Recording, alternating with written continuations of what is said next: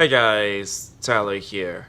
There is no shadow of a doubt that the Epic of Gilgamesh is by far one of the most important finds that we had in the modern day, because the Epic of Gilgamesh was written down on at least 12 different stone tablets, and it was found during the late 1800s by a person named George Smith. Now, according to legend, it had been said that once George Smith read Tablet 11 of Gilgamesh for the first time and have noted a flood story that was very similar to Genesis, he immediately began to take off his clothes in excitement, because it was like the first time ever that I guess somebody would have found a story that's really similar to the Bible story. Now, George Smith, employed in 1866 to make sense of all these tablets, was an extraordinary Assyriologist. He was the first man to draw a salary as an Assyriologist, because he was paid by the British Museum only to work on cuneiform tablets. In 150 years ago, so I reckon he's the first salaried Assyriologist. And after a few years, he discovered all sorts of wonderful things. You can still see the marks on the tablets: M for mythology in pencil, H for historical, and R for religious. And among the M mythological tablets were tablets about a hero that he called Izdubar. We now call him Gilgamesh. And he discovered that there was a narrative of the flood in the Izdubar legends, in the Epic of Gilgamesh, and he gave a paper on it to the Society of Biblical Antiquaries, is that right? No, the Society of Biblical Archaeology in London. And it caused a complete sensation, because this was very clearly a narration of the flood story that was closely related to this story in Genesis, the story of Noah. But it wasn't complete. The Babylonian story in the Epic of Gilgamesh, Izdubar as Smith called it, bits were missing, so the Daily Telegraph provided 1,000 guineas for George Smith to go out to Iraq and to find the missing piece, as if it was as easy as that. But he did actually go to Nineveh twice, and he did find a missing piece of the flood story, believe it or not. Not actually Gilgamesh, though he didn't know that at the time, but another flood story embedded in another long narrative poem of mythological content. That was so successful that the Daily Telegraph said, "Job achieved, come home immediately." But he went back and bought a lot of tablets in Baghdad. And these were not Assyrian tablets from the north, from Mosul. They were from the south. And they were a different kind of tablet, slightly later, in a different script, but the same body of material. That's to say, there were Gilgamesh tablets in there. And the British Museum set about buying these things. They were excavated by the ordinary people in the mounds of Iraq for commercial reasons. The local people sensed that there was a market for these things. George Smith had bought some, so they started digging them up wherever they could find them and selling them to the British Museum. And the British Museum bought 20,000. They later sent Hormuzd Rassam, an Assyrian Christian who had helped Laird at Nineveh, to conduct his own excavations in the south, in these cities around about Baghdad, just south of Baghdad, including Babylon. And Rassam brought back another 50,000 Babylonian tablets. So by this time, there were 90,000 tablets in the British Museum and 2 people who could read them. The profoundness of the Epic of Gilgamesh cannot be underestimated, because for this particular video, we're going to compare and contrast the various elements of Gilgamesh to the Homeric epic that is known as the Odyssey. Now, the Odyssey, by far, is one of the most important books within Western literature, and it has been said that it was actually done by oral traditions long before it was actually written down. Now, there's actually debate about whether or not Homer was one person or many persons, but the reality is that we attribute this poem, as well as the Iliad, to Homer as the writer of this particular documentation of the story that we have today. And so without further hesitation, let's compare and contrast the two stories and see the similarities between the two. It's everyone's friend, it's Tyler. It's everyone's friend, it's Tyler. The first major similarity between Gilgamesh and the Odyssey is the fact that both stories have the characters facing giants. Now, according to tablet number 5 of Gilgamesh, both Enkidu and Gilgamesh had to confront the giant that is known as Ubaba and had to actually defeat this particular giant within battle.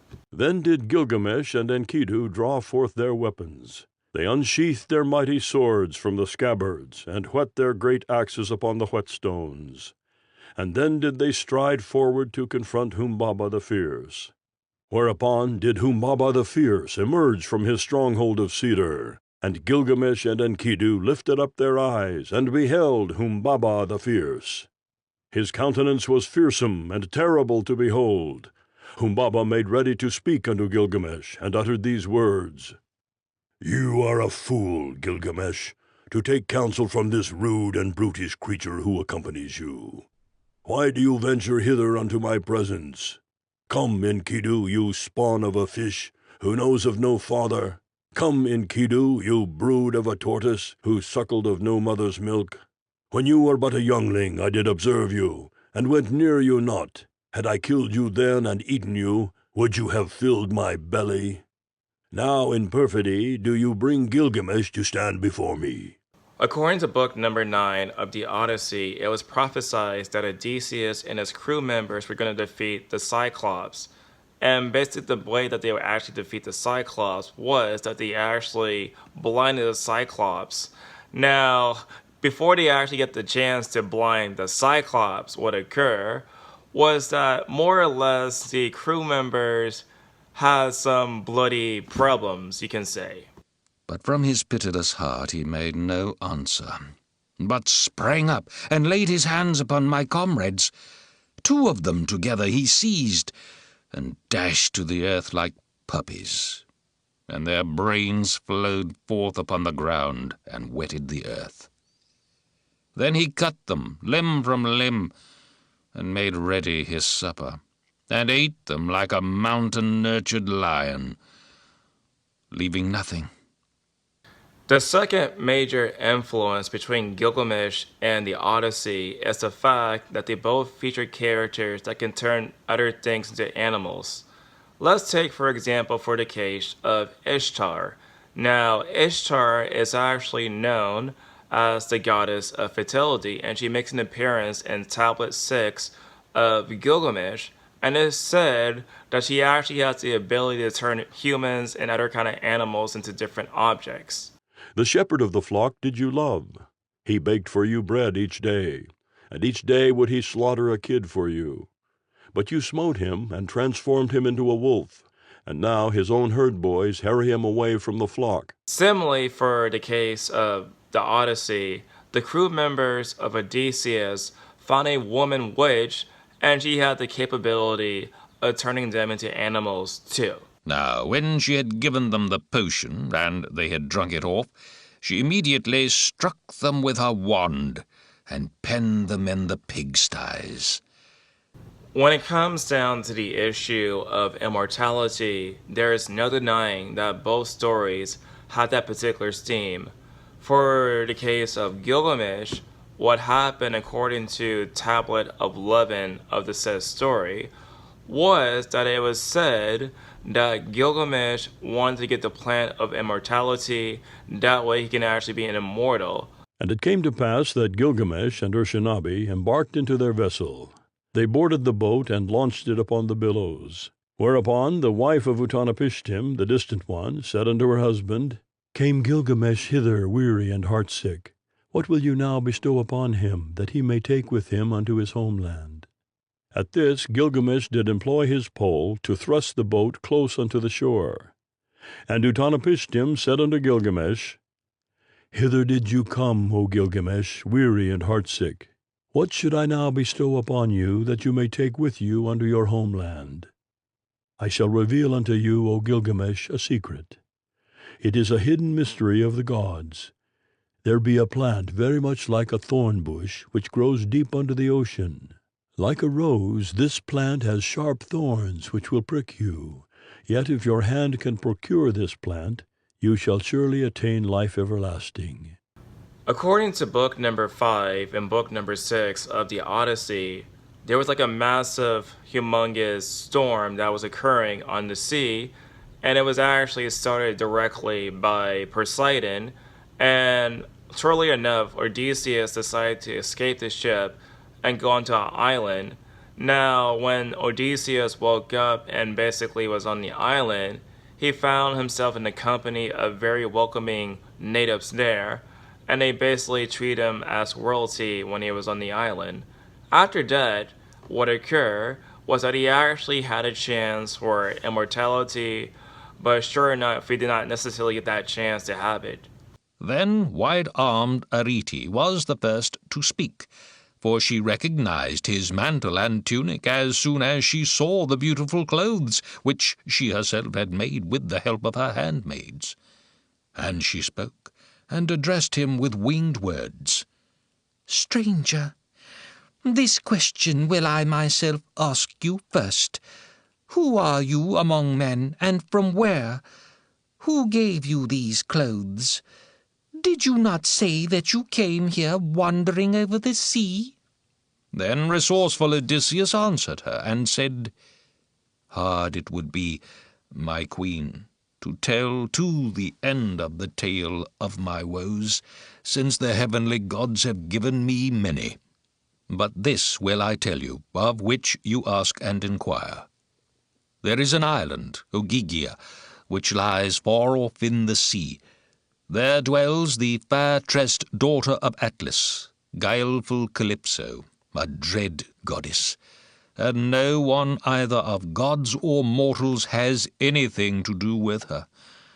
But, unfortunate that I am, fate brought me to her hearth alone, for Zeus had struck my ship with his bright thunderbolt, and had shattered it in the midst of the wine-dark sea.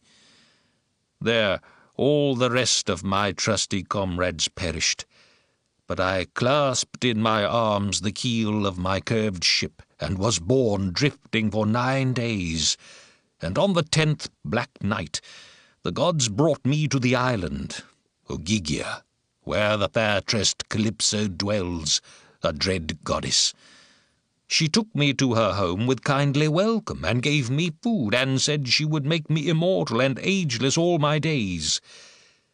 But she could never persuade the heart in my breast. One final example is the fact that they basically open up the stories by praising their heroes. So, for the case of the Odyssey, it basically praises Odysseus, and for the case of Gilgamesh, it praises Gilgamesh too. He had seen all. He all knowledge possessed. Wise was he beyond measure. Gilgamesh was the possessor of all understanding. He had wisdom of all things. He knew of the secret and of the mystery. He knew of the time before the great flood. Afar he journeyed, and returned home weary and worn. Whereupon did he grave upon a tablet of stone the account of his travels and his travails. Tell me, Muse, of the man of many devices, driven far astray after he had sacked the sacred citadel of Troy. Many were the men whose cities he saw, and whose minds he learned, and many the woes he suffered in his heart upon the sea, seeking to win his own life and the return of his comrades. Yet even so, he did not save his comrades for all his desire. Besides directly influencing the Odyssey and the flood story for the case of the Book of Genesis, a later influence that comes directly from Gilgamesh was the fact that there was actually something that is known as the Book of Giants. And the Book of Giants pretty much revealed that one of the giants, or the Nephilim within that particular story, is actually literally called Gilgamesh. So what do you guys think about these similarities between the Odyssey and Gilgamesh? Tell me in the comment section down below. And as always, I'll see you guys in the next video. It's everyone's friend, it's Tyler. He's your only black friend, so he's your best black friend. I won't trade him for another black friend, because black friends are rare, as you should be aware. He smiles like Richard Pryor, so just sit and stare. It's everyone's friend, it's Tyler. It's everyone's friend, it's Tyler. It's everyone's friend, it's Tyler.